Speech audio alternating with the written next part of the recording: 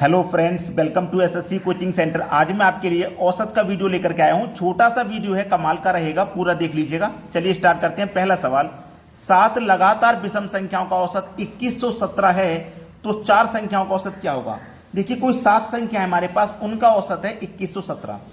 1 2 3 4 5 6 7, total 7 संख्या ना। तो एक इधर से गई, एक इधर से, 2 गई, एक इधर से गई, एक इधर से, 4 गई, एक इधर से गई, एक इधर से, 6 गई, बीच में बची ये वाली संख्या। तो याद रखना, जो औसत होता है ना हमारा, वो हमेशा बीच वाली संख्या होता है। औसत हमेशा बीच वाली संख्या। तो मैंने बीच से 3 इधर छोड़ दिया, 3 इधर छोड़ दिया, तो 2117 कहां आएगा, बीच में। और संख्या कैसी है, लगातार विषम। तो 2117 के बाद में जो विषम संख्या आएगी वो 2119 होगी, फिर 2121 होगी, फिर 2123 होगी। ठीक है। और 2117 से पहले 2115 होगी, 2113 होगी और 2111 होगी। ठीक है, यही संख्या रहेंगी। अब हमारे पास बोला क्या है कि 4 संख्याओं का औसत कितना है। 4 संख्याओं का औसत यानी कि 1 2 3 4, ये 4 संख्याओं का औसत पूछा है। हमारे पास टोटल 7 संख्याओं का औसत पता था, अब हमसे इन 4 संख्याओं का औसत पूछा है। तो औसत तो होता है बीच वाली संख्या। अब 1 2 3 4 संख्याओं में बीच वाली संख्या कौन सी है। 4 संख्या मेरी कौन कौन सी है, 2111, 2113, 2115 और 2117। ये मेरे पास 4 संख्या निकल के आई हैं। अब इन 4 संख्या में 2 इधर से छोड़ोगे, 2 इधर से, तो बीच में तो ये दोनों ही आएंगी ना। तो औसत हमेशा बीच वाली संख्या होता है। तो इन 2 बीच वाली संख्याओं के बीच में जो संख्या आएगी वही आंसर होगा। तो 2113 और 2115 के बीच में आएगा 2114। तो आपके सवाल का जो सही जवाब है वो 2114 है। याद रखना, मैं यहां पे लिख भी देता हूं, औसत हमेशा बीच वाली संख्या होता है। ठीक है, बीच वाली संख्या। क्लियर है ना सभी को मेरी बात। अब देखते हैं अगला सवाल। अगला प्रश्न है, 5 लगातार संख्याओं का औसत 63 है तो पहली और अंतिम संख्या की गुना क्या होगी। गुना पूछ रहा है, जबकि 5 लगातार संख्याओं का औसत 63 है। 5 संख्या, पहली संख्या, दूसरी, तीसरी, चौथी, पांचवी, औसत है 63। तो 5 संख्या में 2 इधर से छोड़ दो, 2 इधर से छोड़ दो, बीच में आ जाएगा 63। कहां पे, यहां पे। ये मेरा औसत हो गया बीच वाली संख्या।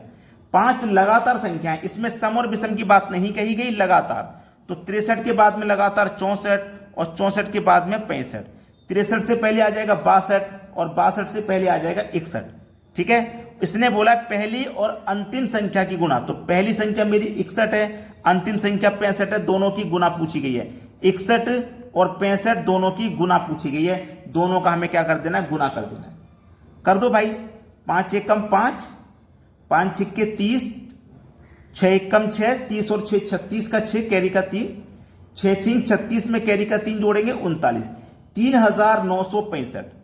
3965 आपका आंसर आ गया। बहुत सारे बच्चे एक लाइन में आंसर नहीं कर पाते हैं, उनको ये नहीं पता है कि जब हम 2 संख्या या 3 संख्या या 4 संख्या को गुना करें तो एक लाइन में आंसर कैसे आता है। अगर आपको भी नहीं पता है तो आप कमेंट में बता दीजिएगा, मैं इसके ऊपर वीडियो बना दूंगा।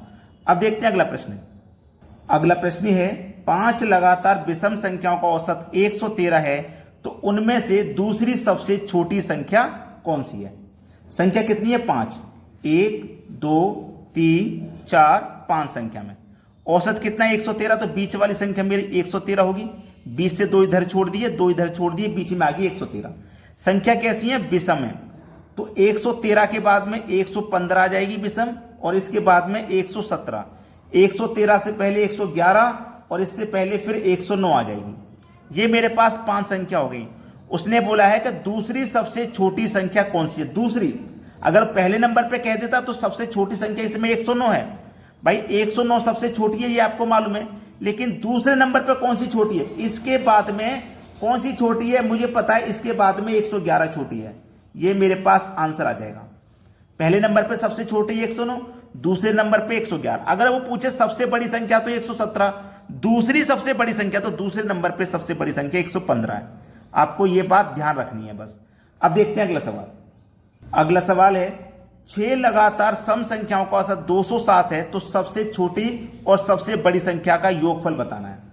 कितनी संख्या, 6, 1 2 3 4 5 6, औसत कितना है, 207। अब देखिएगा, औसत 207 है। अगर 5 संख्या हो, 7 संख्या हो तो बीच वाली संख्या निकालना आसान है।